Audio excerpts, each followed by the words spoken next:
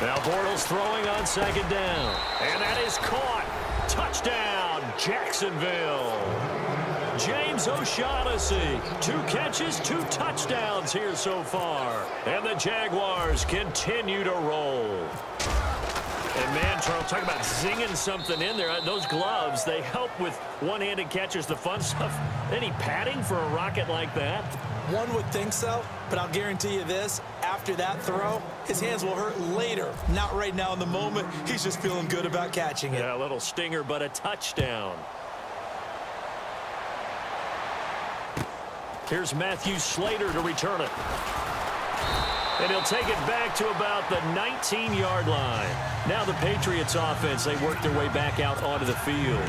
Typically down to the first half, I might say, oh, you at least need a field goal out of this drive. But they're down to the point where they need a touchdown, don't they? Yeah, normally, you know me.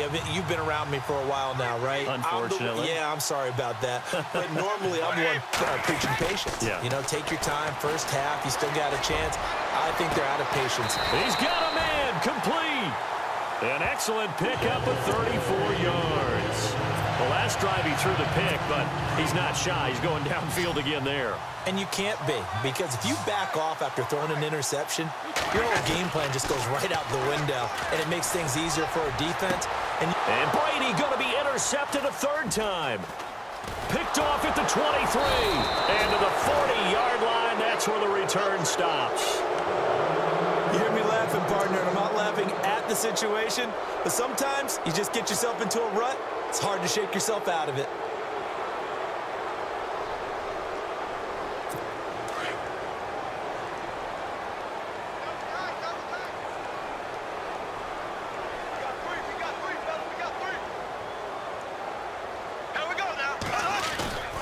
They go play action here on 1st down. Dancing to his left. And he'll be brought down right at the 45-yard line. He'll get 5 out of the scramble. It's 2nd down. Yeah, he only gets a few yards on 1st and 10, but he's better off doing that than throwing an incompletion or even worse, an interception.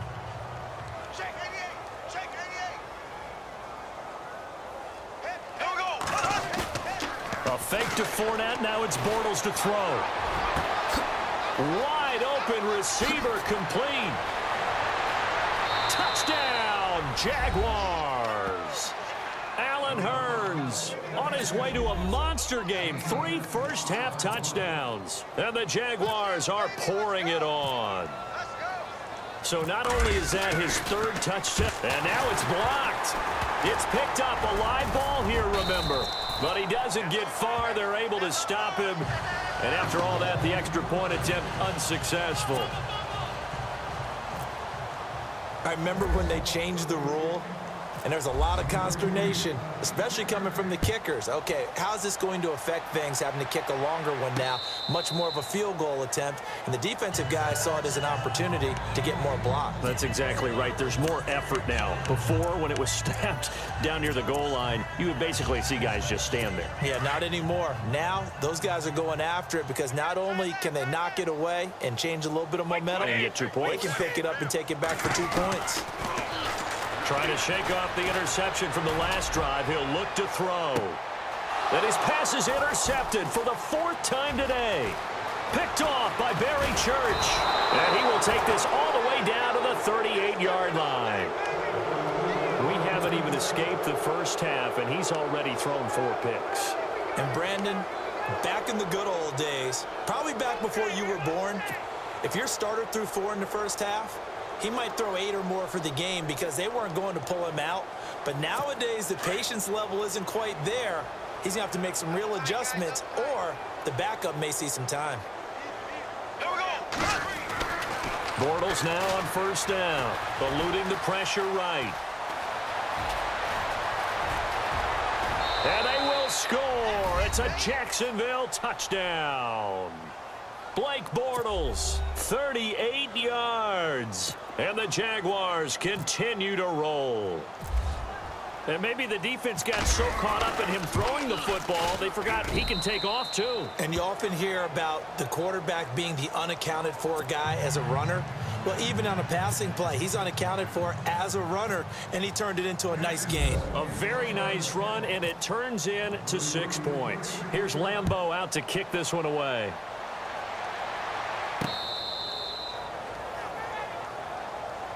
Now the Patriot offense set to take over again. And last time wasn't pretty. One play and an interception. We'll see if they can do better. I want to see if they want to go ahead and throw the ball again now on this drive after what happened on the last one. Throw it on the first play. Give the quarterback some confidence. See what happens. 20. We got 20. We got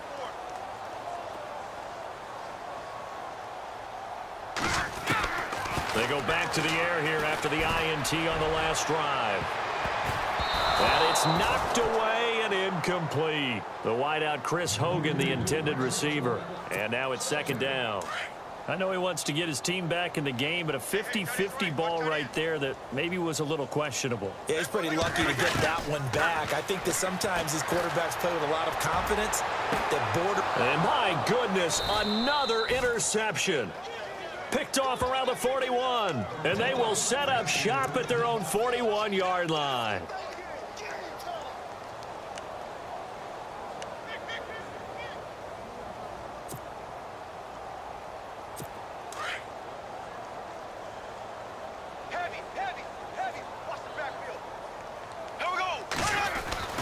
Throwing on first down is Bortles. Buying time to his left. Completes it left side to the tight end Lewis. And he's able to get this one out closer to midfield across the 45.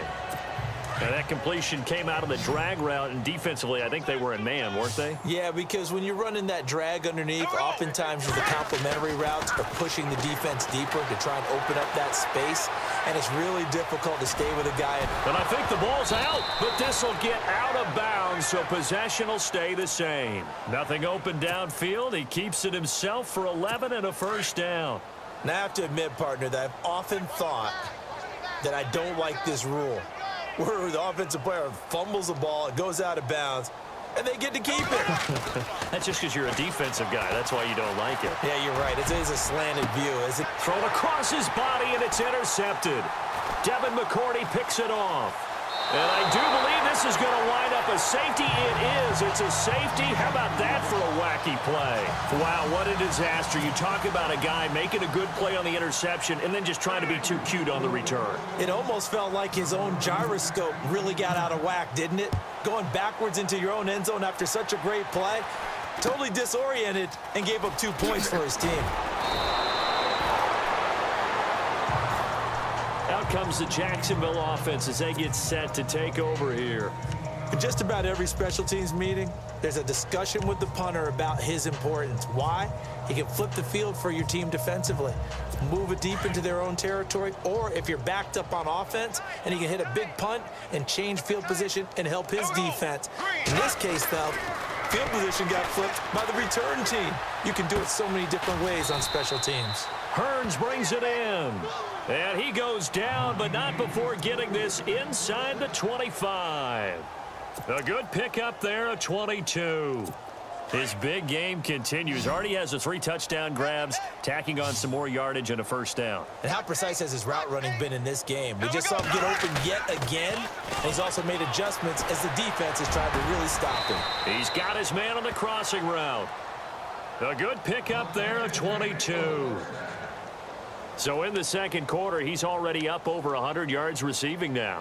And isn't 100 the magic number for a really good game for a receiver? So he got a chance to really shatter that and have a profound effect on this game.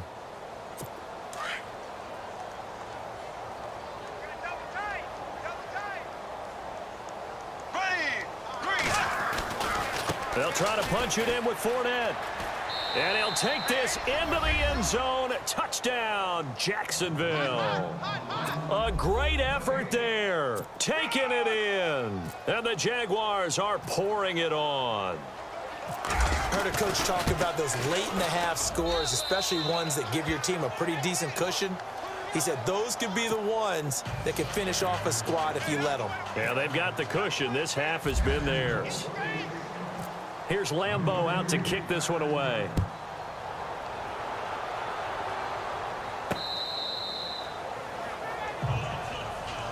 The Patriot offense now set to come back out onto the field.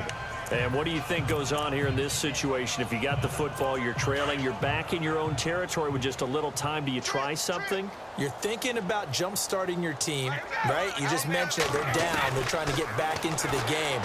But you got to figure, if something goes wrong, you may have put yourself in a spot where you may not be able to come back in the second half. Managing risk, this is a big decision here. The former Bill, Chris Hogan, the intended receiver. And it's second down. I hate to sound really negative, but at this point, an incomplete pass, almost a moral victory that it's not picked off. Well, you may hate to sound negative. And now here is another interception. Picked off near the 42. And they will take over possession of the football at their 42-yard line.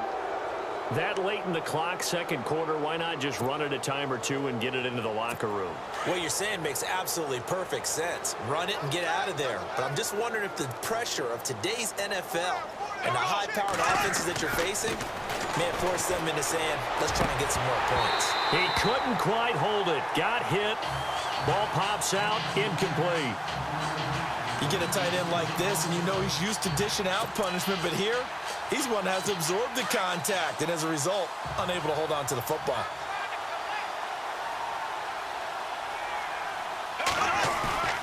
Now a play fake. Bortles.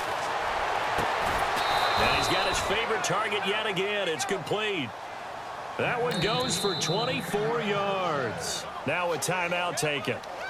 Perhaps a chance for one more quick play and then another timeout if they hurry. We'll see.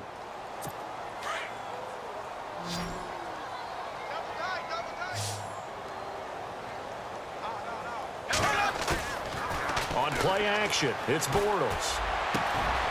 That is caught right at the 10-yard line. And he takes it in. Touchdown, Jacksonville. Allen Hurns in the final seconds of the first half. And the Jaguars continue to roll. So they're going to go for two. Double tight, guys, double tight.